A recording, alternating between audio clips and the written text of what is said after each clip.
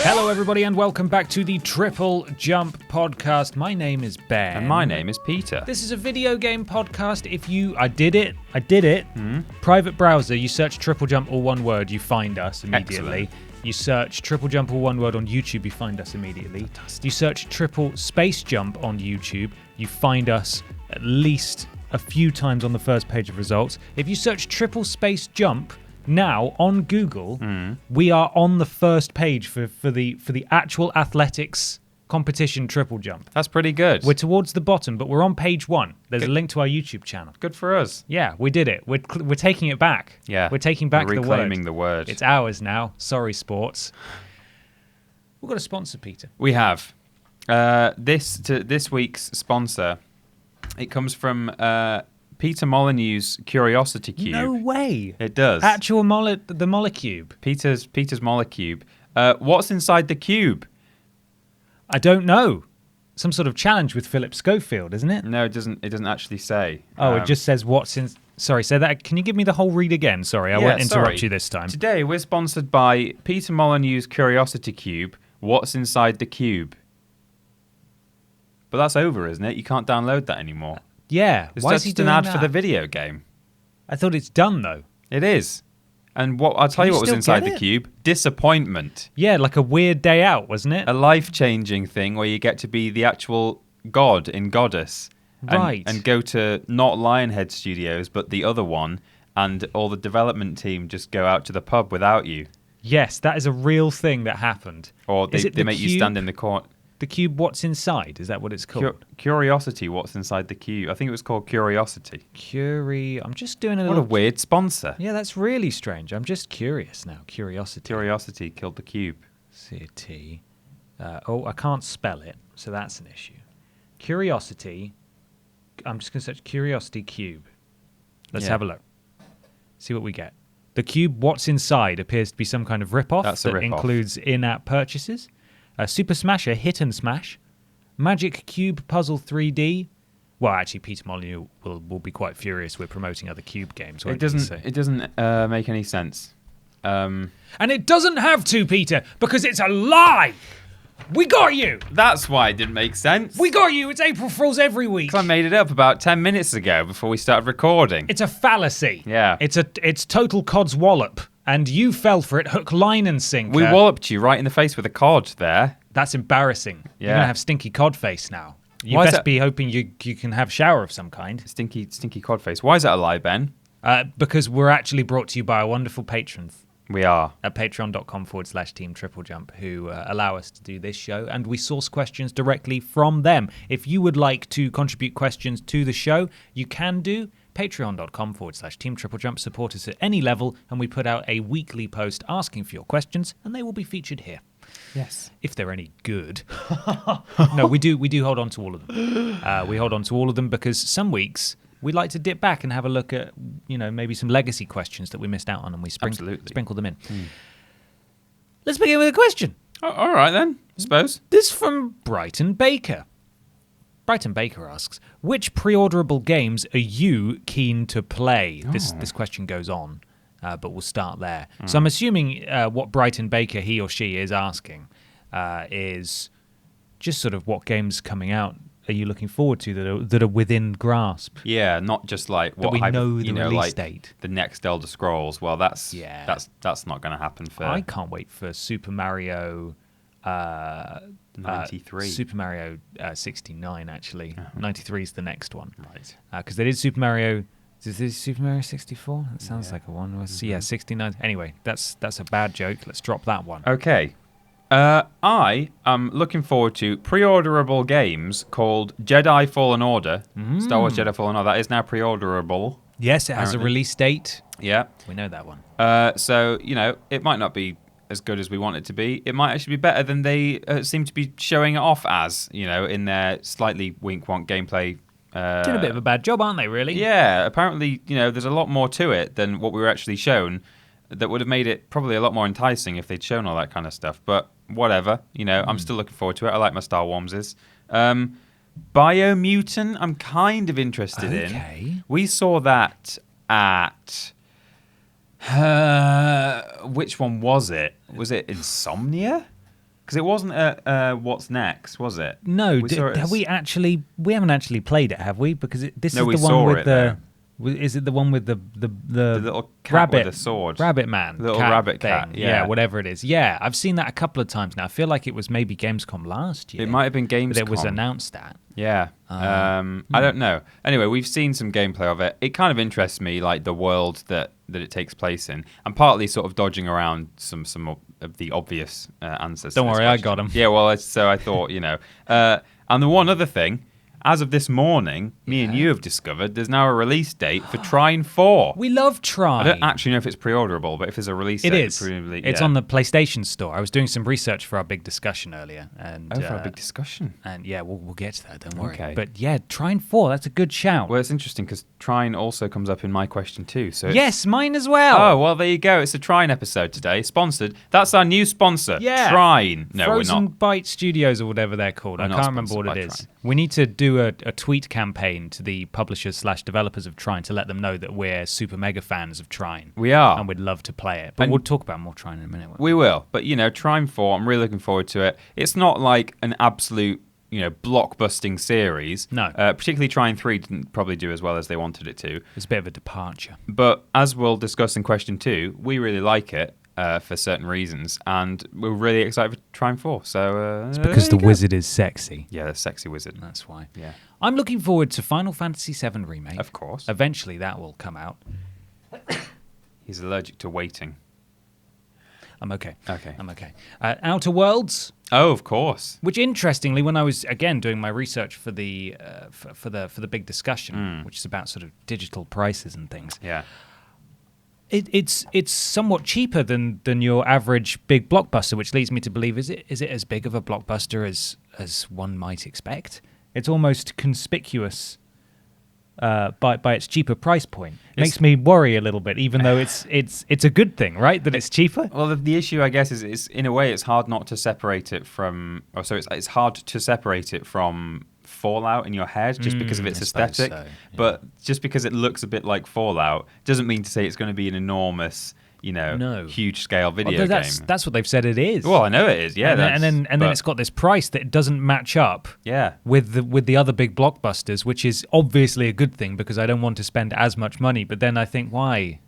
Why are you not charging? Why are you not as much? I don't trust you. I'm a fickle human being, and I don't trust anything, even if it's good for me. But then sometimes these things are surprisingly cheap, I think weren't both Insane Trilogy and Spyro Reignited both a little bit cheaper than... And you think, I know they're remasters, but there's 3 games in one there. I think they could have got away with charging full price for those 2 games. I would have paid for it. Yeah, as exactly. well. So sometimes they do just not charge as much. Yeah, I do like that, though. I like the resurgence. Well, anyway, we'll talk about that later. Yeah. We'll get to that later. Yeah. Borderlands 3, couple of weeks away. Oh. Big, exciting. Peter, you're not here next week. No, I'm not. I am going to be streaming with our good friend from Gearbox, Patrick Fenn, who works over at Gearbox. Yeah. I don't know why I said he's from Gearbox and then he works at Gearbox.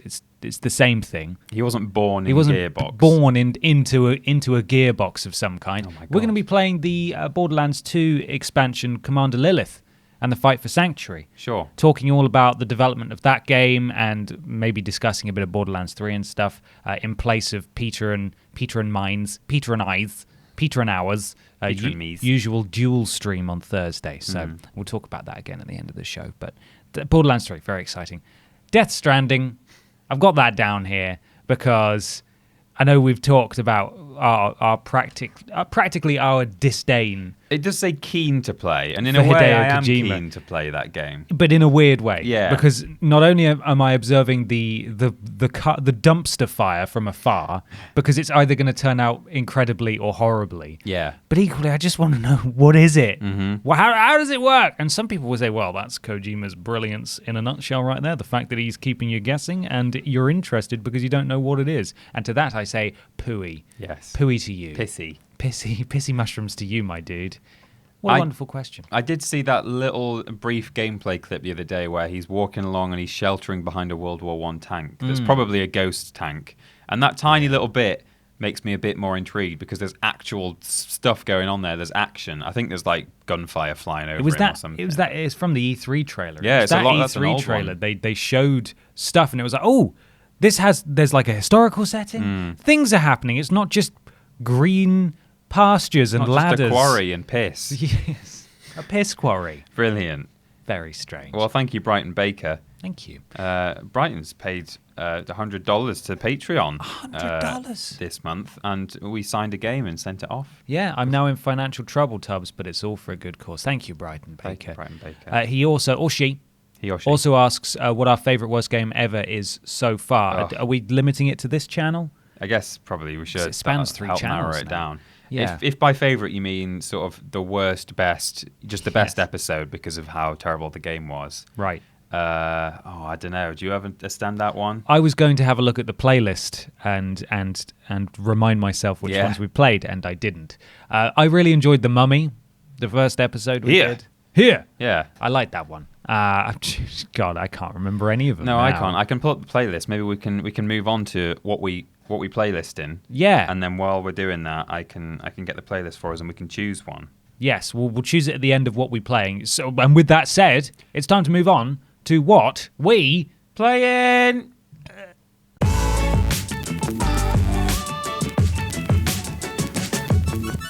It's time for what we playin. Peter, what have you been playing this week? I have been playing and completing the first Uncharted Ah, on the Drake collection. I was going to hum the tune there, but we shouldn't because that will get us a copyright strike.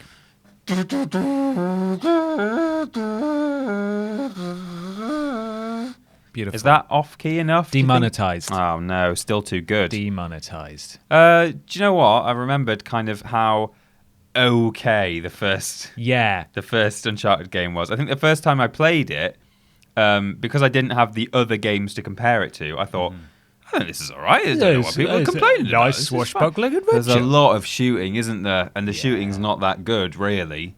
You should try playing it on PS3 with the 6-axis controls. Oh, yeah, wow. You want to balance across those logs? No. How about you want to throw a grenade, but you control its arc by tilting the controller back and forth? I actually like that mechanic. That was a nice one. I had a weird glitch while I was playing, actually, where whenever I would pull out a grenade to aim, because I was trying to get one of the trophies or in-game medals for, it was a grenade-related one, the arc would appear in front of me, and then when I would turn, Drake would do this, but the arc would just stay in exactly the same place, even though it's supposed to move around while you aim, so you know where you throw in the grenade. That's weird. So I wouldn't know where I was going to be throwing it. I don't know how that happened, but really bizarre. There's a few weird glitches and bugs in the Nathan Drake collection, isn't there? Like some strange things. I've been having them on stream as well. Oh, have you? Some weird stuff. Yeah. How far are you on stream now? Finished the first one. Yeah. I think the second one will be polished off on the next stream. Okay. Probably. So getting there slowly. But yeah, I enjoyed it. The cutscenes look better than I remember. I always think that the first 3 games, or certainly the first one, even in the remastered, looks a little bit wink-wonk. But I think everyone looks pretty good. Yeah. And it's a nice enough story. There's a bit less travel than I remembered as well. I kept thinking that sooner or later we were going to find a map that was going to send us, across the world to Russia or something. Mm-hmm. But actually, no, the entire thing takes place pretty much on that one island. Yeah. Whereas the other games, I think he moves around a fair bit. Globetrotter. Yeah, he is. So I'm much more looking forward to 2 and 3 and 4. Mm-hmm. I'm going to play them all back to back. Particularly number 2, that's a good one. 2 is a great one. 2's the best reviewed one. It is. Yeah. And number 4 is good too. So, love the 4th one. But I had fun, and I am that kind of person where I didn't just want to just start on number 2, even though I know it's the best one or one of the best ones. I just thought, no, I have to play number 1 first. So yeah, that's what I've been playing. I'm on my way now to the better ones in the series. But, nice. It laid some good groundwork. Well done, Naughty Dog. It certainly did. Number 1 is actually Drake's Fortune. That is actually the one that I bought pre-owned and then sold before finishing. Before finishing? Yeah, I got sort of a couple of hours in, and it was sort of that period that I think a lot of people go through, where you just sell all your games all the time to pay for new games. Yeah. So I'd sold some things, bought it from Game, played it for a couple of hours, was nonplussed, and then sold it. And it was only later on when I think things were maybe starting to build up towards the second one, maybe like a year away from release. And I thought, It's coming. Quick! I should probably go back and play it. And it was then that I bought it again and played it through all the way and really liked it. But yeah, I gave up on that game to begin with. So I threw it away. I can see why someone might do that, particularly before the others have come out. If it's just a standalone, hey, here's this game called Uncharted. Do you like it? Well, it's fine. It's okay. Yeah. Yeah. So, but if you've never played them and you want to, I would sit through one. I think it's worth it for what's coming. Yeah. For what lies ahead. Introduces all the characters that you need to know as well. Yeah. That play important roles later on.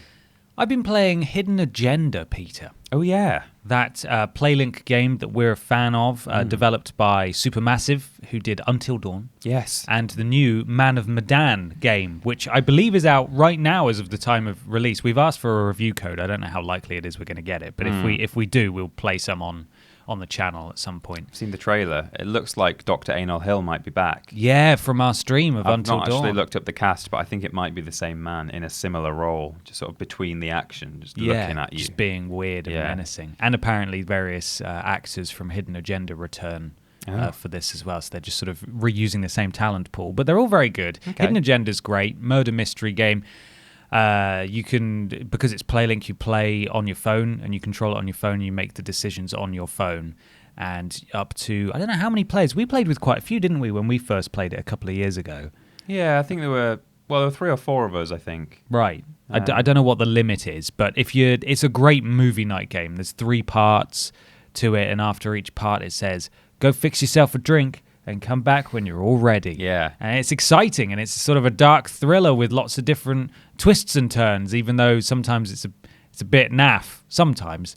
I really enjoyed it. It's the kind of game that you can only play once, because once you know who done the murders and so on, then it doesn't really have the same impact. But it's good fun. But if there's did you a group at least of you. have a different kind of ending Yeah, this time? played basically you can enable kind of like Telltale after the fact, Telltale games, where it tells you the percentage of players who pick that option. You can actually show in the moment the percentage of global players who picked certain options. So we played through picking the least chosen option for every single one, and got a new ending that I'd never had before. Oh, okay. Which is quite fun. Interesting. So I really like that game, and it seems that they've adopted aspects of it into Man of Medan, which I am looking forward to playing, because there is a movie night mode.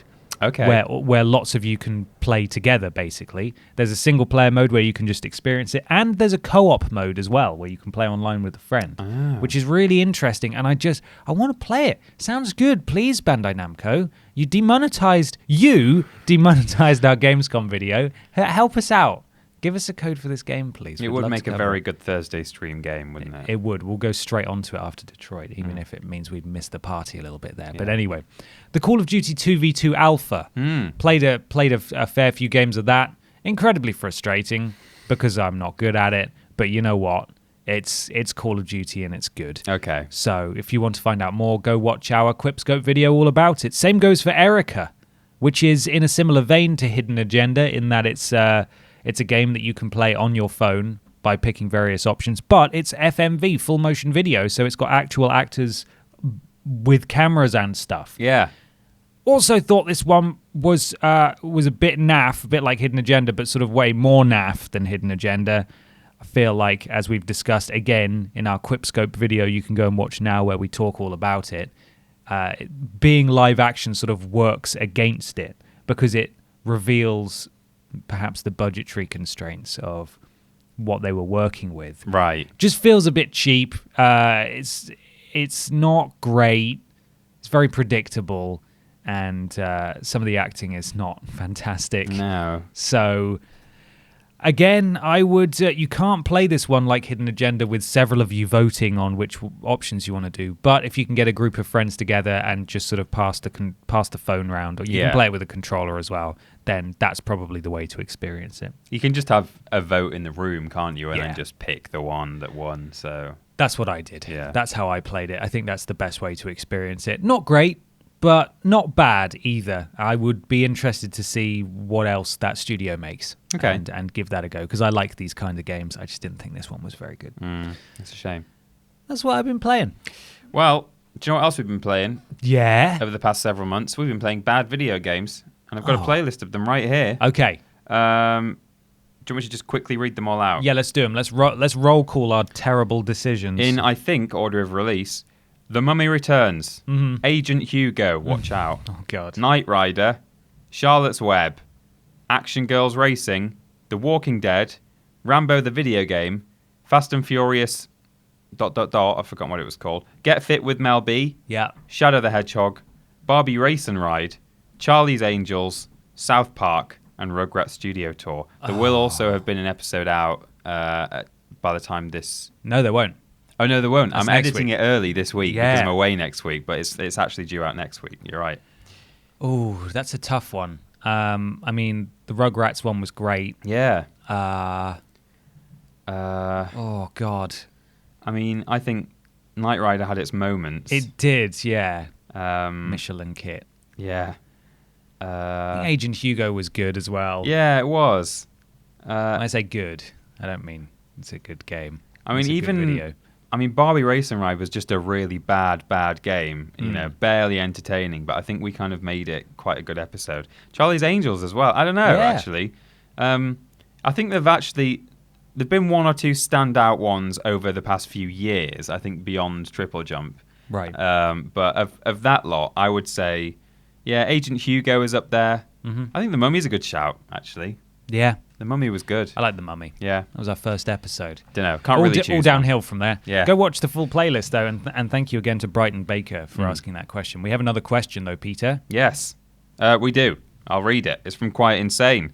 Quite Insane asks, Hi guys, do you have a favourite funny/silly game you like to play either solo or with friends? Keep up the great work, please. Please. Okay. Please keep it up. We're doing our best, Quite Insane. We're We doing are. our best. Now, a lot of people have a solo game that they just go back to over and over again. Mm-hmm. I know our good brother in arms, Michael Johnson, has Super Meat Boy. Yeah. That he just seems to play endlessly whenever he's bored or gets some downtime. He plays Super Meat Boy. Hundreds of hours in it, I think. I've never had a game like that where I No. just always go back to it. Over the past few months, it's been Crash Team Racing, but that's only been for the Grand Prix stuff, and that's kind of it. And when the Grand Prix stuff stops, I'll probably stop playing. But I've never really had a solo game that I just go back to over and over. You know, even CTR, I know it's a cartoony game, but it's not funny, silly. Really, No, is it's it, not. in that respect. No. But yeah, no, I'm the same. I don't really have like a game that I constantly go back to in that way. But in terms of funny, silly games that I do play with friends, this is where Trine comes in. Yes. Now, Trine isn't inherently a funny, silly game. It's not supposed to be, a joke. No. But when me, you, and my fiance get together for an evening, we have some responsible beverages and some nice munchies, and we play Trine, and it's predictably an absolute cluster F. Yes. And that's what you want out of that game, I think. We've unlocked a load of abilities so that we can like blow each other's stuff up constantly. Yeah. We can summon like 3 crates into the world at any one time, or like a load of planks and stuff. There's weird goblins running around. There's this slightly weird thing in Trine 1 or 2, I think, where there are, or even Trine 3, I can't remember, where you collect poems.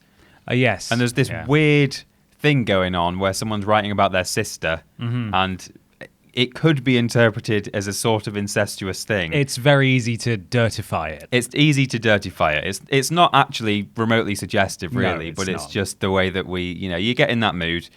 So we have good times playing Trine, and that's why we're looking forward to number 4. Yeah, and Trine 3, if you play as the wizard, every time there's a crouch button, I think, in Trine 3, and every time you do it, if you face a certain direction, it just looks like he's twerking if you keep tapping. You mash it, yeah. So all 3 of us played as the wizard and just twerked it, Yeah. which was great. It was one of my favorite videos I have saved. You usually play as the assassin lady. Yeah. And you grappling hooked in the 3rd game onto a... Was it a frog or something? He had a fishing pole. Yeah, it was some kind of troll man Yeah. who was fishing. You managed to grapple onto his fishing rod, and then there was a dynamic thing because there are different sort of planes that they introduced in Trine 3. or depth of field, where you Because managed Rod to... was in the gameplay area. Yes. So I gripped onto it You got onto that. He then sort of walked away out of frame, and as he did so, you were there just sort of swinging limply from his fishing rod against the invisible wall. as you were just trotted out of the game world. Yeah. And it was the most ridiculous thing I've ever seen. And then you just reappeared back in the game again. Yeah, because he walked out of the gameplay zone, and I was sort of dragged along with him, but not quite. The game was very confused. So I guess it's the physics-based stuff helps, right? It's just a fun game. I think we purposefully kind of mess around with each other when we play that game. So and it's 3-player co-op as well. And there aren't many games that are 3-player co-op. So it was just the perfect game. Yeah. Looking forward to the fourth one. You got anything else that you'd like to play? Just a quick mention. I talked about it last week, so I won't dwell on it. But That's You. That's another PlayLink game. Yes, that's a good one. And that's the kind of thing where you get together in an evening with some friends. As you were saying earlier, you can play PlayLink games using your phone as a controller. So it's up to, I think, 6 players. Yeah. And you just, answer silly questions about each other. There's like a selfie mechanic where you take a photo and then people like draw on it and turn you into a character or whatever. So it's just a lot of silly fun, really. Yeah. Last one for me is Gang Beasts. I just think that's just so much fun if a few of you can mess around. Just sort of a jelly baby fighting game. Again, it's that physics, I think. Yeah, helps. I think it is. And the combination of alcohol and weird physics in games is always good fun. Definitely. But Peter, there's something weird afoot. Oh. I think it might be time to move on to some weird news. Let's just in weird.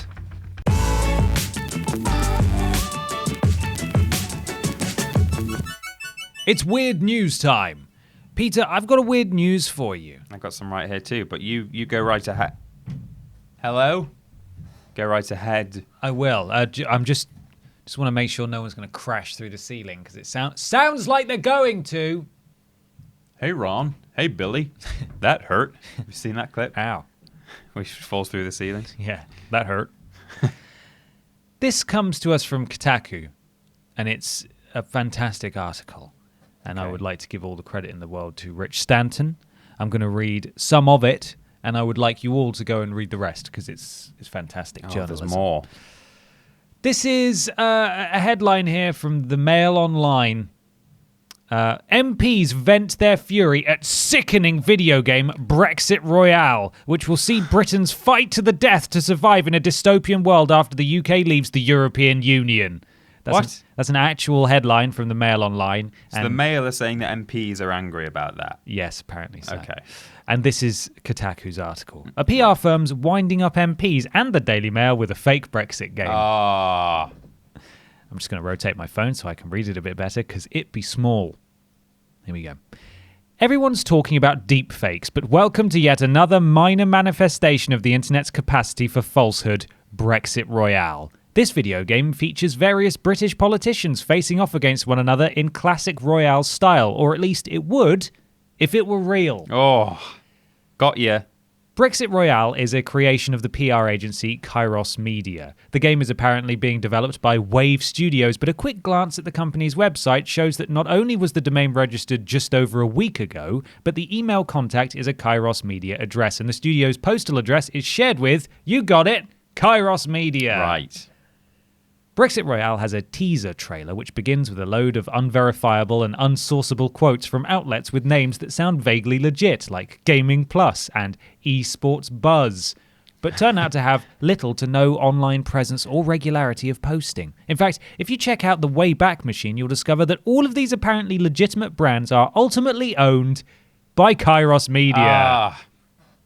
Scrolling now, got a big advert there. Support adverts. Turn off ad blocker. The teaser then consists entirely of clips of politicians speaking and the Brexit Royale logo, which looks like a 2-minute Photoshop job.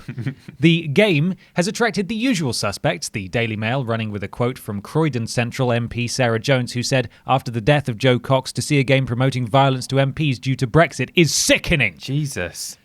One senses that when the paper went in search of further details, it got taken for a complete ride. Here, for example, are the weapons that Wave Studios said would be in the game. The weapons, okay. Ballot boxes, Big Ben figurine, blue passports, cocaine, and then in parentheses, to throw at Michael Gove, Crossbow that fires wheat. UK that flagpoles. fires wheat. EU flagpoles. Leave picket signs. Remain picket signs. Ration boxes. And water cannons. Stockpiled medicine. Insulin. Oh, no. The Daily Mail almost unbelievably reproduced this list alongside a large illustration of a blue passport. What? It's almost as if it liked the idea of clocking someone over the head with one. There are even more fantastical details on offer, as well as a few dodgy-looking screenshots of what purports to be a character selection screen. Players will be able to dress their character in a variety of skins, from different suits for the politicians all the way to a pig's head in a nod to ex-PM David Cameron. In-game vehicles will include the Vote Leaves Let's Fund Our NHS Instead Brexit bus, Of course. Jeremy Corbyn's bicycle, and a zip line for Boris Johnson. Fantastic. By this point, it should be obvious that Brexit Royale is a marketing team having a bit of a troll. Outside of the Mail and the Star, it's not even working especially well. There we go. Sorry, I had a pop-up. Well, yeah, they'll eat anything. The only folks who seem to be engaging with it on social media is the team themselves. And the article continues. Basically, he contacts Kairos Media and puts it to them that this is a fake, and it's all very interesting. So please go and read the full article, kotaku.co.uk. But that is brilliant. That is brilliant. I really, really enjoyed that one. I mean, that's hard to follow. Thank you, Kotaku, for bringing us that. Mine's about offensive things that have happened in a video game. Yay! So, do you mind if I get outraged? Uh, I'm sorry, what are you doing up there? Is it Riverdance? outraged about the noise above. It won't be coming through on the microphones, but good lord, it's so noisy. Ion Fury Studio apologizes for developers' sexist and transphobic comments. Will patch out offensive jokes. Okay. Okay. The developer of the acclaimed new retro shooter Ion Fury, heard of that? For a second there I thought it was that weird World War I mech game, but it's not Iron Fury, is it? That's something else. No. There does actually appear to be a mech involved. Of course it does. It says Iron in it. It's a PC game. I bet it's developed somewhere in Scandinavia as well. It's Ion, though. It's not Iron. But anyway, okay. New retro shooter Iron Fury has apologized for what it refers to as sexist and transphobic comments made by two of its employees on Discord. It's also promised to patch out several homophobic jokes that were included in the game itself. Is Billy okay there? I'm just giving him a stroke. Okay.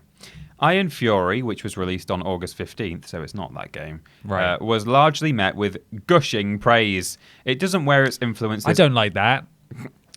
That's a bad one. Gushing praise. I don't like that one. It doesn't wear its influences on its sleeve so much as it treats them like a full-body tattoo. It's unmistakably a shooter in the vein of chunky 90s cheese fests like Duke Nukem 3D and Shadow Warrior. It uses the same engine and even has the same publisher, 3D Realms. Yeah, okay. I haven't seen this, but I'm now familiar. Okay. I think I know what this is. It also draws on similar humorous sensibilities, some of which have, to put it mildly, not aged well. Oh dear. Remember Duke Nukem? That funny guy? Yeah. Late last week, a user on gaming forum Reset Era posted Discord screenshots with messages from members of Iron Fury's development studio, Voidpoint. These included remarks from a lead developer who goes by the handle Terminx about how SJWs are effing nuts. Okay. Needless to say, he didn't say effing. He said a word that I cannot repeat. Florping.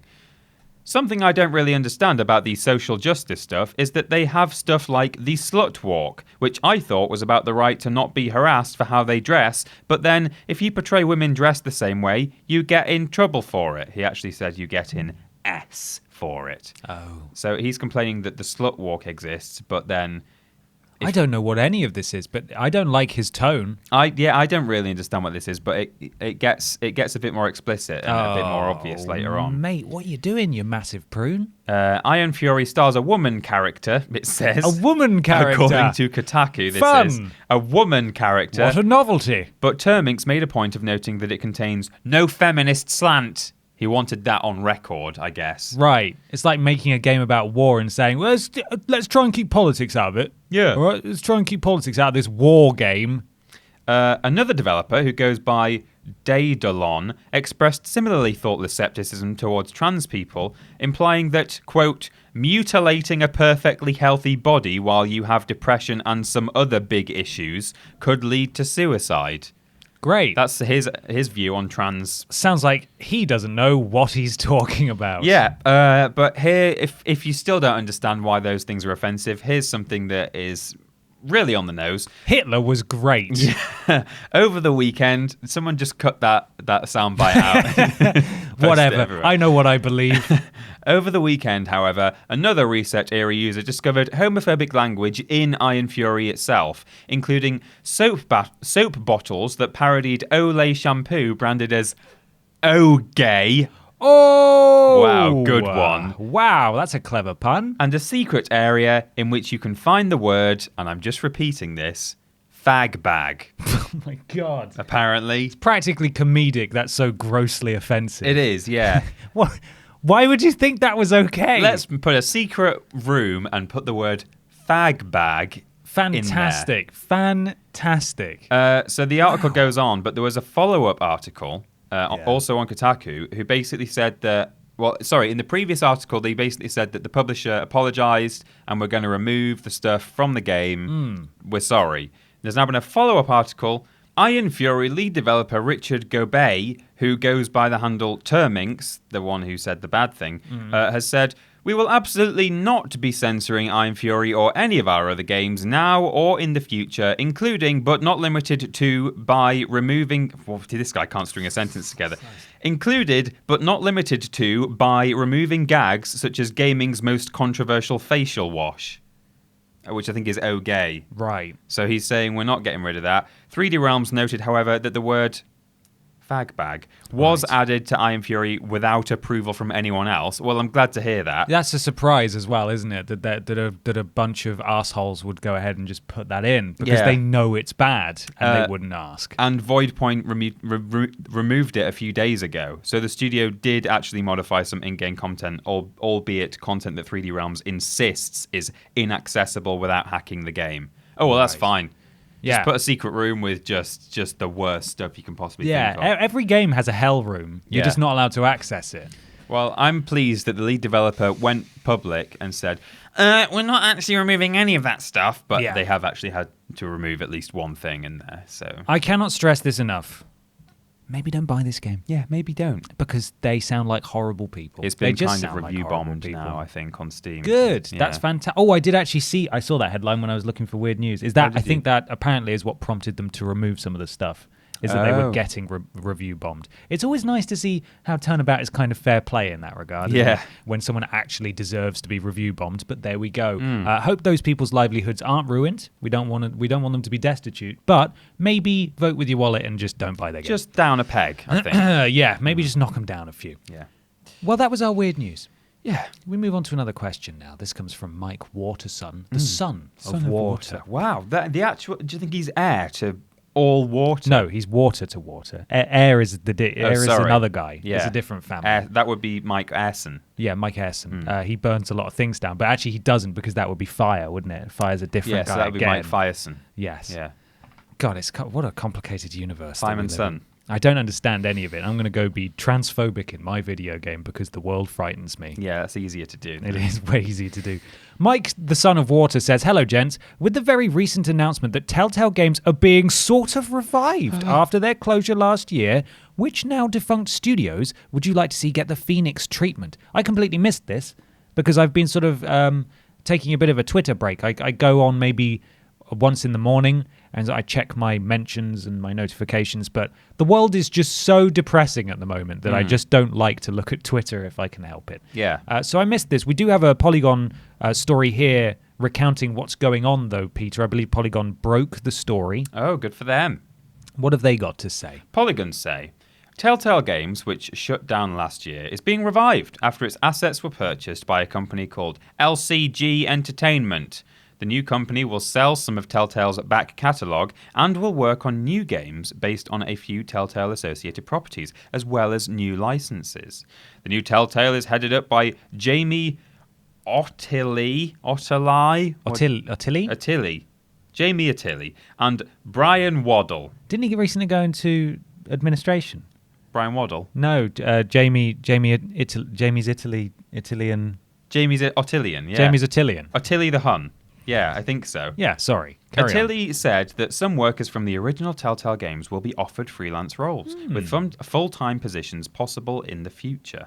In an interview with Polygon, Ottilie confirmed that the new business has back catalogue rights to licensed properties The Wolf Among Us and Batman, as well as full rights to original Telltale games such as Puzzle Agent. Fantastic. Yeah, there are some other expired licenses that we're looking at, he said.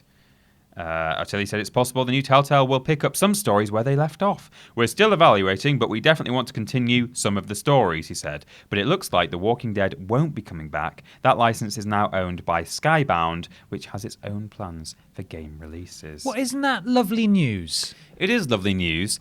I'm not getting overly excited about it because they don't have the rights to all the games at the moment. No. And it also sounds like none of the staff are going to be employed full-time yet. Not yet. But might be eventually. So it's a bit like it's not really the same studio at all. It's just called Telltale. No, and I think the headline that Kotaku ran with was two people who didn't work at Telltale are now bringing it back. Yeah. So yeah, I suppose you can be very skeptical about this, and that's understandable. I'm just happy that some of those people will be allowed to come back and carry on working potentially on stuff that they worked on before. There was another part of that article I didn't include in this that said that they plan to keep the team small for the first 6 months. Mm-hmm. So it may well be the case that they'll bring on a lot of old staff as freelancers, and then when they're ready to, they will expand properly and start to grow, perhaps properly. Because I think a lot of the stories that came out after Telltale closed last time was that it was just irresponsibly managed. Yeah. They were taking on far too many projects, and they were expanding way too quickly, and it all just sort of collapsed on itself. So hopefully they can run it properly and build it up slowly, and it sounds like they're actually going to kick off by working on licenses that people care about, like The Wolf Among Us and the Batman series, both of which were really good. And it's nice that they'll presumably be able to redistribute the old versions of those games, because that's one thing, that was one of the sad things about Telltale going under, is not just, we won't have any new Telltale games, but actually most of them you can't get anymore now, can you? From a lot of storefronts, digital storefronts, they've been taken down, which is quite sad. However, the question is, which now defunct studios would you like to see get the Phoenix treatment? Now that's a lowercase p. It's not the Phoenix Games treatment, because I wouldn't like to see anyone get the Phoenix Games treatment. Classic worst games ever. Yeah. Star player, Phoenix Games. Bit of a common thread in mine, which I kind of only realised after I'd written these notes. I would quite like to see Bullfrog come back, who are famous for Theme Park, Theme Hospital, Dungeon Keeper, some top-down creator PC games.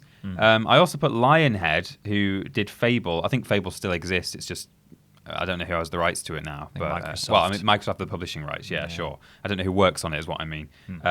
But they also did the movies, which I really enjoyed. That's a PC game. And Black and White. Did you ever play that? No, I didn't. I wasn't much of a PC guy, and I didn't have an Xbox, so I sort of missed out on a lot of this stuff. But I realised afterwards that both of those are Curiosity, Peter Molyneux. Yes, they games, are. The studios. Today's sponsor. Yeah. Peter Molyneux, what is it? ? Is it any coincidence that Peter Molyneux started both of those studios and they both went under? It's weird, isn't it? It's a bit. That's weird news. It's highly Peter weird. Molyneux's companies do not last. It's a bit like the ad read, where he started and then just didn't finish. Yeah. He got cancelled before he could finish the ad read, which was, kind of appropriate. I've got, and I spied it on your paper as well, Free Radical. Yeah. Who were the developers of Time Splitters and Haze. Now, I feel like we can bend the rules slightly here, because I've done that with my other option as well, where I feel like if we were to resuscitate Free Radical, it would have to be from a very specific time period. Yeah. Because the majority of the staff, or a lot of the staff of Free Radical, went on to work under Crytek UK, and they made the very, very stinky plop game Homefront. That's all they made before they were... really bad. So that wasn't great. And also, who else did you have there? Well, they then became Dambuster under that Deep was it. Silver. Dambuster. Crytek became Dambuster. Yeah. And so that's why I didn't end up reading Free Radical out, because I wasn't sure if we were bending the rules. Right. If we brought them back, it would just be It's just Dam Buster, it would isn't just be a bit rubbish. So But hopefully, we'd like to properly bring back old Free Radical. proper Time Splitters 2, Future Perfect Free Radical. That's who we'd like back. Bullfrog as well, who you mentioned there, who worked on the theme games. Yeah. I believe it's those two. From it may have been from Bullfrog. I think it is from a UK studio anyway.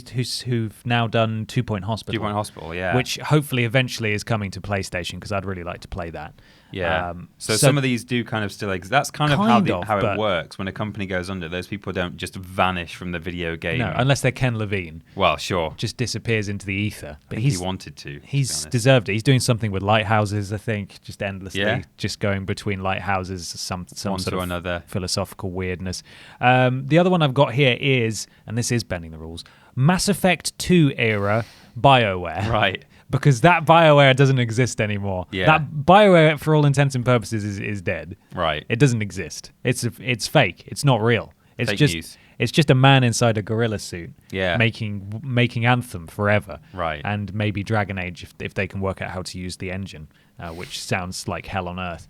But yeah, that BioWare immediately crumbled pretty much after Mass Effect 2 shipped. Between Mass Effect 2 and 3, a lot of people disappeared, and then Mass Effect 3 came out, and it wasn't quite as good as Mass Effect 2, and it's just been a downward slope since then, really. Yeah. So I'd like BioWare to come back, but I want it to be Mass Effect 2 BioWare, really. Right. That's what I want. Well, yeah, I kind of want Visceral to come back, but just to make the Star Wars game that got cancelled. But Yeah. I think probably some of that may have... Well, I don't know. I guess it was already nearly finished, Fallen Order. I was going to say some of it may have influenced that game, even though it's a completely different studio, but I don't know. Maybe. Who's to say? But who's to say? it's all just EA doing weird stuff, so yeah. I don't know. Conjecture. Yeah. Peter, it's time for a massive discussion. I've never seen such a big discussion before.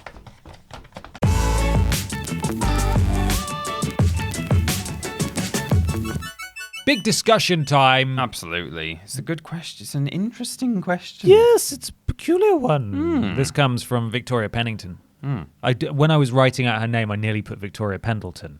Right. Of course, it's the Olympic cycle woman. Cycleman, you nearly. Cycle woman. Cycleman. Cycle Michaelman. Michael. But obviously, this isn't. I'm sure Victoria is equally as impressive. If this question is anything to go by, Yeah. why are digital versions of games more expensive than physical copies? Good question. Using Pokemon Let's Go as an example, on release in Australia, it was $80 digitally and $70 in store. I don't think digital should be significantly cheaper, as I still want the people who worked on it to be compensated, but surely it shouldn't cost more to put it on, or in, an e-store than creating physical packaging. Okay, I'll stop complaining now. I just needed to gripe. They're both great.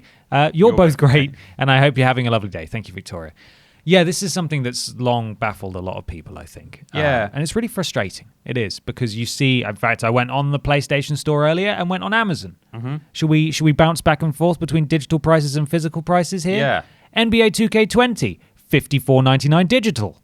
$49.99 physical. Borderlands 3, $59.99 digital. $49.99 physical. WWE 2K20, $54.99 digital. What? Where's that? You've missed out FIFA. I did. Oh. $49.99 physical.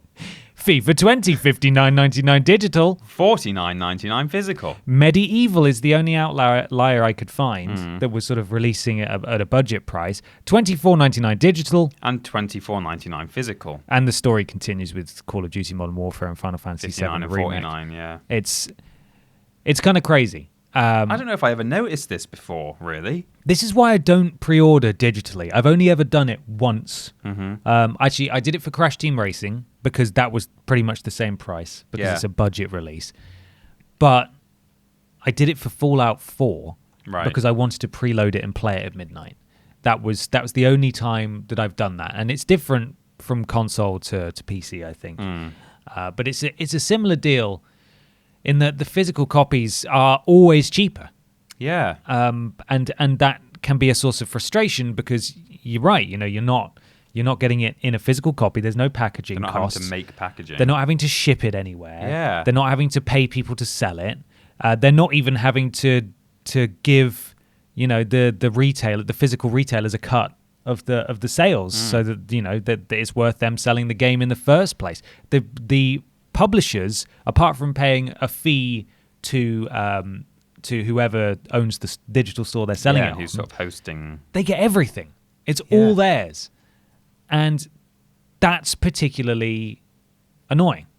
Well, yeah, I mean, I have to admit, from a very privileged point of view, the reason I never really noticed this is because we're in a fortunate position in this job in that we quite often now will just get sent press codes, review codes for games, and usually for pretty much the ones that we want. So we're lucky that we don't tend to have to actually go to a digital or physical store and buy stuff very often.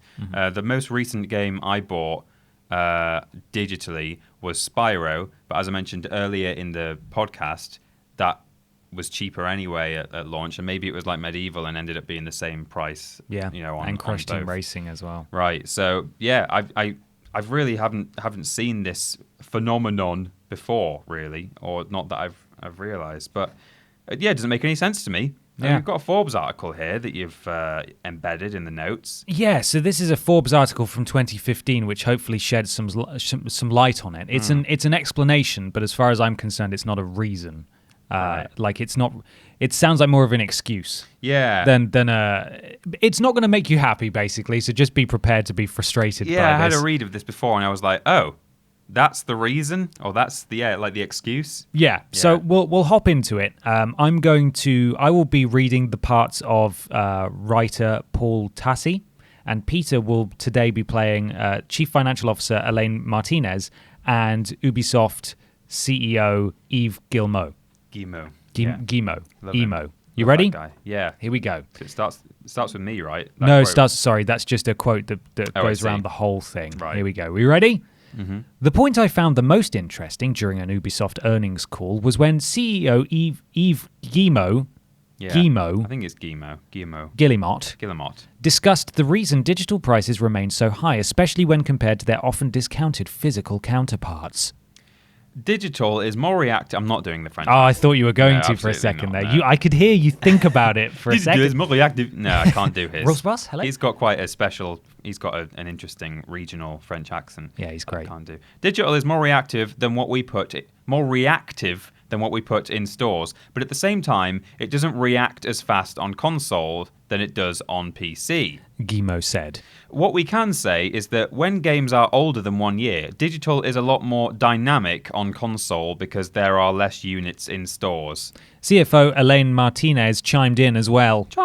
On digital, we will not sell a game for a lower price compared to physical. After a few weeks or few months, things can change. And as Eve has been saying, sometimes you might have a promotion on Amazon that is not on GameStop, but we can also react on the digital side. And back to Guillemot. Also, one thing to consider is related to stocks. If we have stock in stores, we tend to make sure we decrease the quantity of units in stores before going digital with lower prices. A company will always want to sell a game for full price whenever they can, but the problem is that physical retail copies take up literal shelf space. In order to move product, literally move it off store shelves, places like GameStop or warehouses like Amazon will have to sell physical games at a discount at some point. That is an accepted part of retail. Digital obviously does not have that problem. There is no inventory to clear out, so Ubisoft is free to have the price be higher for longer. With no actual inventory and an eternal desire to sell for full price, here we are. Corporate greed! Yeah. It's corporate greed. They want do to it sell because it. they can. Yeah, that's literally it. There is no motivation for them to shift this stock, this physical stock they have sitting in a warehouse somewhere, so they can afford to sell it as a higher price for longer. That's literally the only reason. Or the digital stock doesn't exist physically anywhere, so it's not taking up space. So we don't mind if it's a bit too high, it's a bit too rich for your blood, whatever. It doesn't matter. We don't have to get rid of it in a hurry. Yeah, there's no real emphasis on us to do anything about that. Although sometimes when you go on the store and you look for a game that's like kind of old and obscure and it's still like £40, where clearly whoever owns the rights to it's just sort of forgotten about it. Yeah. So no one's ever going to play this again now because it's too expensive. I was a bit confused by some of the adjectives used by, to be fair, it's a second language, but... And also it may have been translated. It may have been translated, but talking about things that are active and reactive and dynamic was a bit strange. I think it just means, people people pay attention to physical stuff in the first few weeks and they want to go to the game shop and buy it physically, but then it's less active later on. Right. You know, a few weeks later, people aren't rushing Sort out of to GameStop to go, I must buy Assassin's Creed 3. I must. No, it's Yeah. been out for too long. People aren't going to rush to the store for it. So You want to buy it digitally, though. yeah. Why would they sell it I for any guess. cheaper? Doesn't make any difference. And then I think they massively inflate the value of the digital bonuses you get for pre-ordering. Because sometimes you just need to pre-order digitally to get like a theme for your PlayStation, or to get some avatars, or even to get in-game content. But then they'll have practically all of these games that I listed earlier, NBA, Borderlands, FIFA, WWE, COD, don't think Final Fantasy VII, they all had at least 3 versions available for pre-order. I'm sure Final Fantasy will end up with Probably some kind of special some version. kind of season pass or nonsense skins or whatever, all the way up to sort of $89.99 digitally. And really, what it included was either some kind of season pass for content or some kind of weapon skins or access to early stuff. And it's like, that is not worth that much.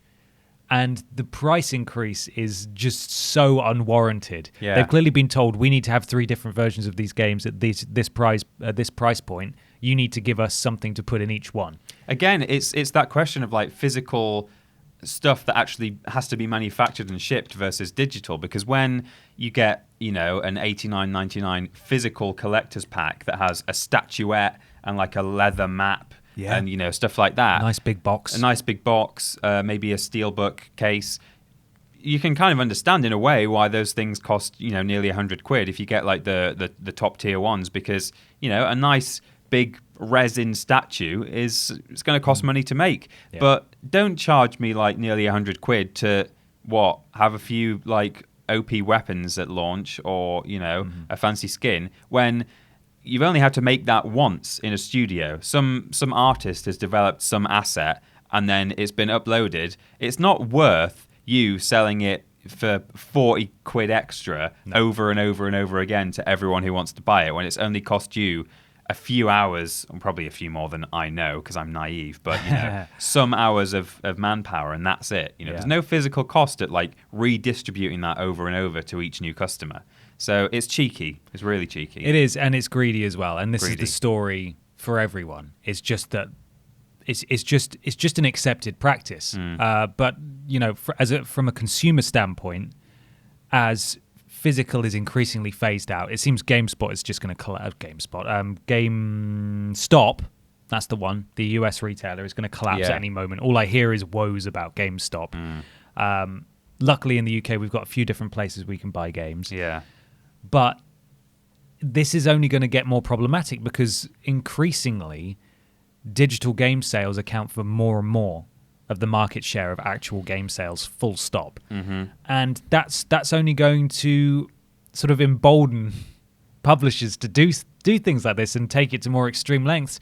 So all I can really say is just kind of vote with your wallet and either wait for sales or buy things physically or just refuse to get the expensive versions, the more expensive versions. It's frustrating. Unfortunately, though, this is a case where that is just the way it is. I guess I don't know what's going to change that. I guess the benefit at the moment is because physical is cheaper, then you can kind of doubly vote with your wallet, not just because you're saying, no, I don't approve of these practices with what you're doing with your digital copies, but also you can say, oh, well, it's just cheaper for me to go and buy the physical, so I'll just do that then. Yeah, but then you're supporting Amazon, and is that a good thing? Well, who's to say? Go to your actual local game store, I guess. Yeah. Well, there's your answer. I hope that was interesting. It was certainly interesting for me. Was it interesting for you, Peter? Yes, it was. Let us know what you make of digital game sales and all of the other things we've talked about this show in the comments below, or send us a tweet, or we don't have an email address. Don't you look for one. Don't you? There's not one out there. Stop it. Stop that. Peter, where can people go if they want to get in contact with us that is not that, though? Stop. Don't do that. It's not TripleJump@email.com, so stop sending. Yeah. You can find us on social media at Team TripleJump. So on Twitter and Facebook, we are Team TripleJump. Our actual content goes out on YouTube and Twitch /Team TripleJump. I've just gone to the wrong page. But I don't need a page because it's always Team TripleJump. For example, our Patreon, if you want to be a patron on Patreon, is patreon.com/Team TripleJump. If you're watching the YouTube version of this podcast right now, you can get an audio version at play.acast.com/S/TripleJump. No team there. No team. The website is triplejU.mp. That's triplej.mup. And finally, our Discord, of which there is a special room for the patrons, is bit.ly/Team TripleJump. Fantastic. If you'd like to follow us on Instagram, you can do at @ThatPeterAustin and @BenPotter20. Twitter as well, @ThatPeterAustin and @Confused_Dude. We do lists every Tuesday and Thursday. Slight shake-up this week. We put a list out on a Wednesday instead because it was recapping all the amazing stuff from Gamescom last week. So please go and watch that. Also, World of Warcraft Classic is out now. We did a list about the things you don't know about Warcraft. Yeah, 2 timed lists, time-sensitive lists there. Franchises. So please go and watch those. Worst Games is every fortnightly. Last week was a Worst Games, so next week will be a Worst Games. But you can get it 2 days early on Friday if you're a patron of a certain tier. Yeah. Sunday for everybody else. Podcast every Saturday. I can confirm next week is a Rules Boss week. There'll be another episode of Rules Boss coming. My God. So look forward to that. And an episode of Worst Games Ever. So if you're a patron, your Friday night is going to be banging. Jesus. Get ready. Banging Jesus. Don't do that unless you're putting the nails in his hands, because that's an important part of the Bible, isn't it? Yeah, well, I suppose, yeah, if they'd not done that, that would have kind of defeated the purpose. If you see Jesus, you've got to bang those nails in his hands. Oh, my God. Because otherwise, he's not going to fulfill his Jesus prophecy, and where would we be without that? I like how you took higher ground by telling me, no, don't say anything about banging Jesus unless you're banging the nails unless you're into putting it. the nails in Jesus. Look, I'm just saying it's an important thing. It is. If they'd not banged the nails into Jesus, he wouldn't have died for our sins. Exactly. And that was why he was sent. So in a sexual sense, don't bang Jesus. No. But in a very literal sense, bang Jesus if you see him. Anyway, this is our video game podcast. We all on board with that? Cool. We all voted. I can hear them. They all said yes. They said yes. You're not in a hole, Ben. Wrap up the show now. Okay. Please leave us a review on iTunes or your platform of choice. It really helps. Something about algorithms. I think that's all we've got. There's nothing else for me to say here apart from Peter. Yeah. Talk to me about Peter. We've had an update on our sponsor, Peter Molyneux's Curiosity Cube. We know what's inside it. It was a trick all along. Yeah. It wasn't that you become a god, Right. at all. Okay. It's just the read for next week's sponsor. Oh. So that someone has unearthed it. It's been faxed to us. Okay. And so I guess we'll find out what was in the cube next week. But you're going to have to listen to the. So I don't read that. I don't read that now. I have to wait until next week. You have to wait until next week to read next week's sponsor. Yeah. Wow, it's just as well that I'm doing the sponsor because you're not going to be here. Oh yeah, you're right. Peter's away next week, so I'll be streaming as usual on Tuesday. There'll be no stream on Monday. Maybe that's what was in the cube. Someone to replace me. On the podcast? Yeah. Let me have a look.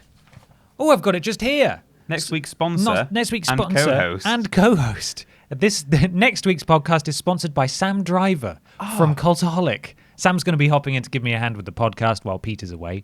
And as I said, I'll be streaming on Thursday with Patrick Fenn from Gearbox. We'll be playing some Borderlands 2 and talking about Borderlands 3. It'll be very exciting. Please come along and watch that. That'll be on YouTube. Right. Time to go. Yeah. Thanks for watching / listening, everybody. We'll see you soon. Bye.